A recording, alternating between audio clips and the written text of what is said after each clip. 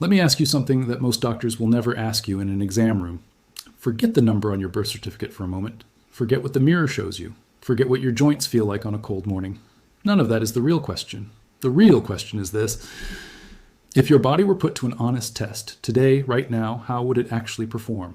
Because I have spent decades sitting across from patients in clinical settings, and I can tell you with complete certainty that the most misleading number in medicine is a person's age.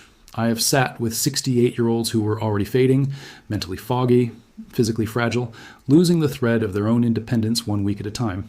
And I have sat with 81-year-olds who were sharper, stronger, and more alive than people 30 years younger. The difference between those two groups was never luck. It was never purely genetics. It was whether or not their bodies and brains were still capable of 8 specific things, 8 measurable, testable, trainable abilities that science now identifies as the most powerful predictors of how long you will live. And more importantly, how well you will live. I am going to walk you through all 8 of them today, from the merely impressive to the truly extraordinary. And I will tell you right now, number 2 on this list is something almost no doctor talks about. It involves no medication, no surgery, no expensive intervention. And yet, it is one of the single greatest predictors of whether your brain will still be functioning sharply in your 80s. So stay with me, because that one alone is worth your full attention. And before we go any further, I want to hear from you. Drop a comment below and tell me, how old are you, and what is the one physical thing you still do that makes you feel genuinely alive? I read those comments, every single one, because your story matters, and it matters to every other person in this community who needs to know that thriving past 70 is not just possible, it is scientifically achievable. Let us begin. A landmark study published in the Journal of the American Medical Association tracked over 43,000 adults aged 65 and older across a 12-year period. What they found was not subtle. The individuals who maintained 8 specific physical and cognitive abilities into their 70s and 80s were 67% less likely to enter a nursing facility, 72% less likely to develop dementia, and lived an average of 11 years longer in full independence than those who had lost these abilities. 11 years. Think about what that actually means. Grandchildren graduating, mornings with coffee and sunlight and no one to answer to. The dignity of carrying your own groceries, driving yourself to an appointment, living inside your own life without asking for permission or assistance. That is not a small thing. That is everything. So let us find out where you stand. The first ability is one most people assume they have until they suddenly realize they do not. Can you walk steadily and confidently, without fear, not just on a flat sidewalk, but across uneven ground, on grass, on a gravel path, through a parking lot in the dark? Walking is deceptively simple on the surface, but underneath it, walking is a symphony. It requires your brain to process spatial information, coordinate dozens of muscles simultaneously, make dozens of micro adjustments per second, and maintain your center of gravity over a constantly shifting base of support. When the nervous system is aging well, that symphony plays without effort. When it is beginning to degrade, you start to feel it. A slight hesitation before a curb, an involuntary grab for a railing, a quiet voice in your head saying, "Be careful." Research from the University of Pittsburgh following thousands of older adults found that walking speed and walking confidence are among the most reliable predictors of survival. More reliable in some analyses than cholesterol readings or blood pressure measurements alone. Adults with notable difficulty walking had a 40% higher mortality rate over the study period. After the age of 75, your cardiovascular system begins to lose aerobic capacity at roughly 10% per decade, and the mitochondria in your muscle cells, those tiny power plants generating your energy, begin to decline in both number and efficiency. Walking regularly literally stimulates the creation of new mitochondria through a process called mitochondrial biogenesis, which is one of your body's most potent natural anti-aging mechanisms.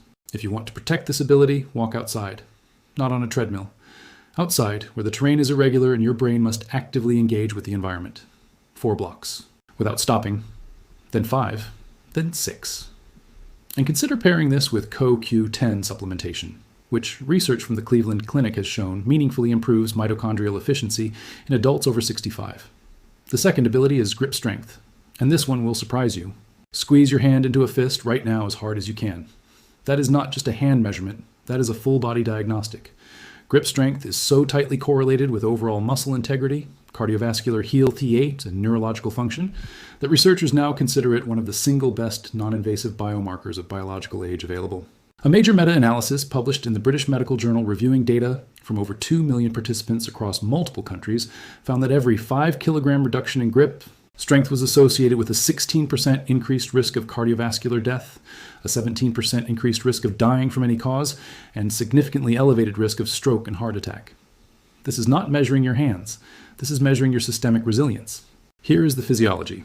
Muscle mass throughout the body deteriorates with age at a rate of roughly 3 to 5% per decade after the age of 30, and dramatically faster after 65. But the muscles of the hands and forearms are among the first to reveal this loss because they rely on dense, fast-twitch muscle fibers and intricate neurological communication. When those systems are healthy everywhere in your body, your grip reflects it. When they are degrading, your grip reveals it first. What you can do is straightforward but must be consistent. Resistance training that includes compound pulling movements, rows, deadlifts, farmer carries, even simple resistance band work, stimulates the neuromuscular pathways that maintain this strength.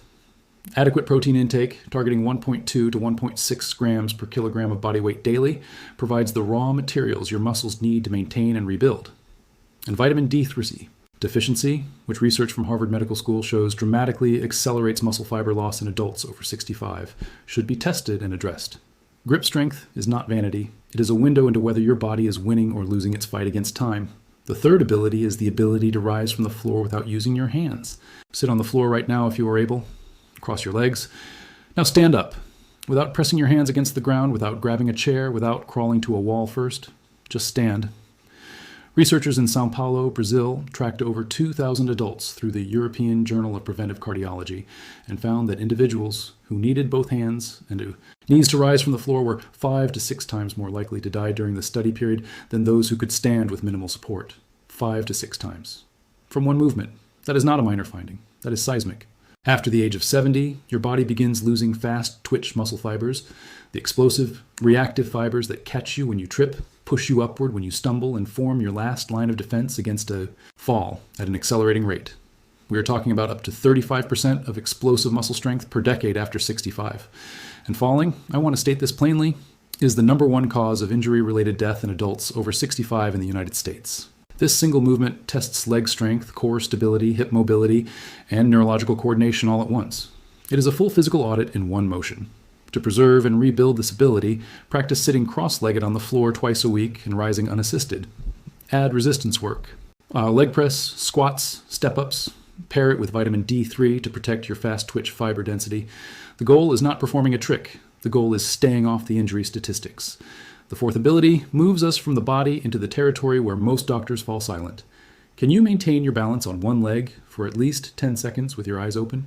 The British Medical Journal published a study in 2022 involving over 1,700 adults between the ages of 51 and 75. Individuals who could not hold a 10-second single-leg stand had an 84% higher risk of dying from any cause within the next decade. 84% from one test that takes 10 seconds. What is happening in your body during that 10 seconds is anything but simple. Your cerebellum, the brain region governing movement coordination and spatial awareness, is firing in rapid, intricate patterns. Your inner ear's vestibular system is communicating in real time with your eyes, your joints, and your spinal cord. Your ankle and hip stabilizers are making hundreds of micro-corrections per second. Every piece of your neurological infrastructure is online and working together. After age 70, this entire system begins to deteriorate unless it is deliberately trained. Think of it like a communication network. If the lines go unused, they fray. If they fray long enough, they disconnect. And once the connections are gone, recovery becomes dramatically harder. The prescription here is almost embarrassingly simple. Stand on one leg while you brush your teeth. Every morning, every night, 30 seconds per side. When that becomes manageable, close your eyes, which engages far deeper neurological pathways and will humble you quickly. Magnesium glycinate supplementation also plays a meaningful role here, as research from the University of Vermont shows that magnesium is critical to neuromuscular communication, and that 79% of adults over 70 are deficient in it. Magnesium is essentially the mineral that keeps your nervous system's wiring intact. The fifth ability is one that tends to genuinely surprise people when they hear it framed as a health metric. Can you carry on a meaningful conversation while doing something physical at the same time? Not just walking and talking casually. I mean genuinely engaging. Gardening while listening and responding to a podcast, cooking a new recipe while holding a real phone conversation, walking briskly while solving problems out loud. This is called dual tasking, and whether or not your brain can do it is one of the most sensitive early indicators of neurological aging available. The Alzheimer's Association has documented that adults who struggle to maintain conversation while walking, a pattern researchers call stop walking when talking, show measurably accelerated cognitive decline. The reason is that dual tasking draws simultaneously on your prefrontal cortex, your working memory, and your motor planning. Circuits. When these systems communicate fluidly, it reflects a brain whose different regions are still well connected. When they cannot coordinate, it is one of the earliest detectable signs of neural degradation. Think of your brain as a city. The different functional regions are the neighborhoods. The neural pathways between them are the roads. Dual tasking is rush hour. It reveals whether those roads are wide, well-maintained, and capable of handling traffic. A brain that handles the rush hour is a brain that is neurologically rich. The practical approach is simple and can start today. Every single day, deliberately combine a cognitive task with a physical one. Walk, while doing mental arithmetic out loud. Garden, while having a real conversation. Learn a new language while doing light housework. The pairing itself is the training. Omega-3 fatty acids, specifically DHA, support this directly. Research from Oxford University shows that DHA increases the thickness and conductivity of myelin, the protective coating around your neural pathways. Think of myelin as the insulation around electrical wiring. DHA keeps it thick, keeps it functional, keeps your brain's signals traveling clearly and fast. The sixth ability is one the mainstream health conversation almost completely ignores, and that omission is a serious mistake. Can you read standard-sized text without magnification? I'm not suggesting that needing reading glasses means something is catastrophically wrong. Many people use corrective lenses, and there's nothing alarming about that. What I am talking about is something deeper, the underlying cellular health of your eyes, the density of your macula, the clarity of you, our lens, the integrity of your optic nerve. These structures are not just sensory organs. They are direct extensions of your central nervous system, and their health reflects it. A study from the University of Michigan, involving nearly 3,000 adults over 65, found that those with uncorrected vision problems showed cognitive decline at 2, and a half times the rate of those with normal or corrected vision. The eyes and brain share blood supply, share inflammatory pathways, and share the consequences of systemic aging. When your visual system is healthy, it is telling you something meaningful about what is happening neurologically. After age 70, the eyes lose between 40 and 60% of their light sensitivity due to the natural narrowing of the pupil and the gradual yellowing of the lens. Retinal cells begin to lose their regenerative capacity. Inflammation. HOTAS, the chronic, silent kind that drives so much of age-related disease, plays a central role in conditions like macular degeneration and diabetic retinopathy, both of which are increasingly understood to have direct links to cognitive decline. What you can do is concrete and well-supported. Lutein and zeaxanthin, carotenoids found abundantly in dark leafy greens like kale and spinach, have been shown in research from the National Eye Institute to reduce the risk of macular degeneration by up to 40%. Pair them with zinc, which acts as a transport mechanism driving these nutrients directly into retinal tissue. Reduce screen exposure in the hour before sleep, as blue light accelerates retinal oxidative stress. Eat your greens every day. Your eyes and your brain are biological partners, and what you feed one, you feed the other. The seventh ability brings us into the territory of memory, and specifically, what kind of memory actually matters for predicting cognitive longevity. Here is the test. A friend tells you 4 things they need from the store. 30 minutes later, without having written them down, can you name all 4? This specific skill, what neuroscientists call delayed verbal recall, is one of the most sensitive early markers of hippocampal health. The hippocampus is the brain structure most responsible for forming new memories and retrieving recent ones. And it is also the region where Alzheimer's disease typically begins its damage, the ability to hold and retrieve a short list. After delay tells researchers a great deal about whether the hippocampus is operating with full integrity. But there is something else worth understanding here, something that goes beyond rote memory. The brain's memory and motivation systems are deeply intertwined. When your hippocampus is healthy, it works in concert with the dopamine reward, pathways that generate anticipation, excitement, and the sense that the future holds something worth looking forward to. Researchers call this future-oriented cognition, and its presence or absence in an aging person is one of the most powerful predictors of long-term well-being. When this system begins to degrade, something quietly devastating happens. A person begins to feel that the future holds nothing particularly worth waiting for. They lose interest in novelty, in planning, in connection. The world, as patients have described it to me, goes gray. This is clinically called anhedonia, the inability to feel pleasure, and it is one of the most powerful early warning signs of accelerating cognitive and physical decline in adults over 70. A 20-year study from Rush University Medical Center found that adults who reported high levels of purpose in life, essentially having meaningful things to look forward to, were 48% less likely to develop Alzheimer's disease and lived an average of 7 years longer than those without it. 7 years. Not just alive for 7 more years, but genuinely living them. What this means practically is that you should deliberately schedule something to look forward to every week. It does not need to be grand or expensive. A restaurant you have never tried, a phone call with someone you love, a new walking route, a recipe from a cuisine you have never cooked. The key is not the size of the event, it is the anticipation it generates. Novelty is neurological medicine. It drives dopamine release, stimulates new synaptic connections, and keeps the brain actively projecting itself into the future. Regular aerobic exercise powerfully supports this by increasing dopamine receptor sensitivity and maintaining overall neurotransmitter balance. And social connection? Research from Brigham Young University found that social isolation increases mortality risk by as much as 26%, while rich social relationships actively preserve dopamine receptor density. After this video ends, call someone you love. That call is medicine. And now we arrive at the final ability, the one that sits beneath every other item on this list and either holds them all up or lets them slowly collapse. The one ability that, more than any other, separates those who thrive from those who merely survive. Can you get a full night of restorative sleep and wake feeling genuinely rested? I saved this for last because sleep is not a passive state.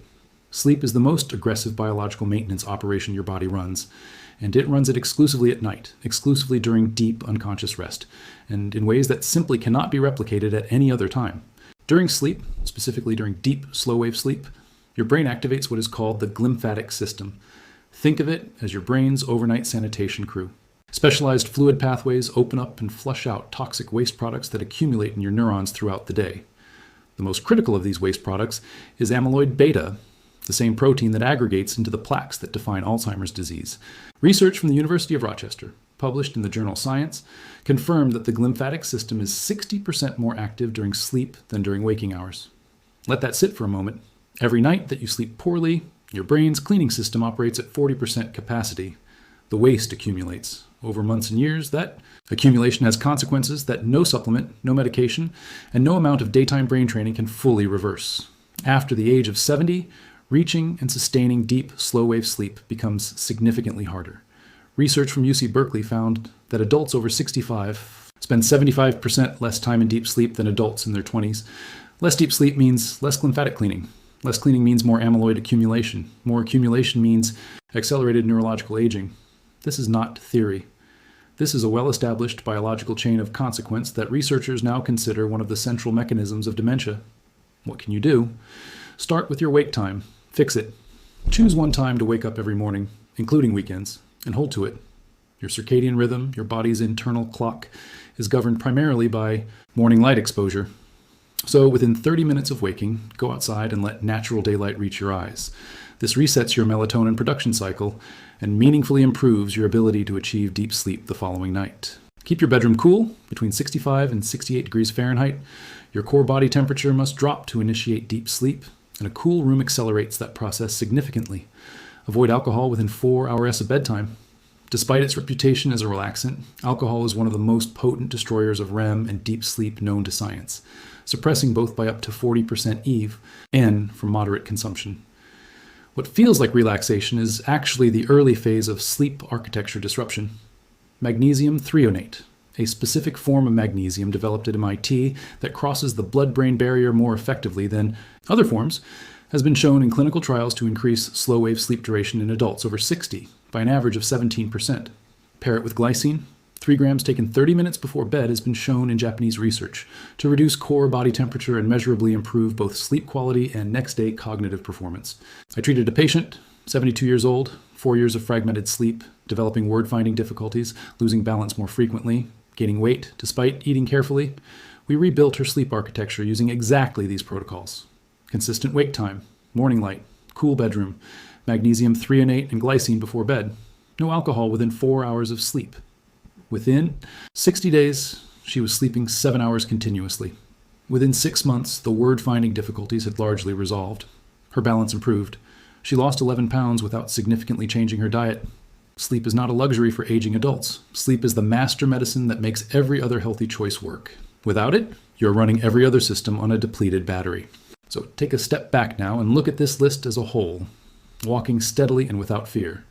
Grip strength that reflects systemic resilience. Rising from the floor under your own power. Balancing on one leg with a quiet, confident nervous system. Dual tasking with a brain, whose regions still talk to each other. Eyes that see clearly and a brain that benefits from it. Memory that holds the near future and motivation that reaches into it. And deep, restorative sleep that cleans and rebuilds everything while you rest. Each of these abilities is measurable. Each is testable. Each is trainable. Not one of them is locked in by genetics or fixed by the year on your birth certificate. They are all responsive to how you move, how you eat, how you sleep, how you engage with the world around you, and how deliberately you choose to pursue what the science clearly shows is possible. Aging is not a single process. It is a collection of systems. And the encouraging truth, the truth that the data supports and that I have watched play out in patients across decades of practice, is that every one of those systems can be influenced, meaningfully, measurably, at any age. The question is not how old you are. The question is how well your body and brain are functioning right now. And the answer to that question, far more than any number in your medical file, determines how you will live the years ahead. If some of these abilities have dimmed, I want you to hear this clearly. It is not too late. The science on this point is unambiguous. The human body, even at 75, even at 80, retains an extraordinary capacity for adaptation and recovery when it is given what it actually needs. Independence is not merely practical. It is dignity. It is pouring your own coffee in the morning. It is driving yourself to see someone you love. It is looking in the mirror and knowing that the person looking back is fully, vibrantly, irreducibly alive. That is worth everything. And so are you. Now I want to hear from you. Which of these 8 abilities surprised you most? And which one are you going to start working on this week? Leave it in the comments. I will read every single one.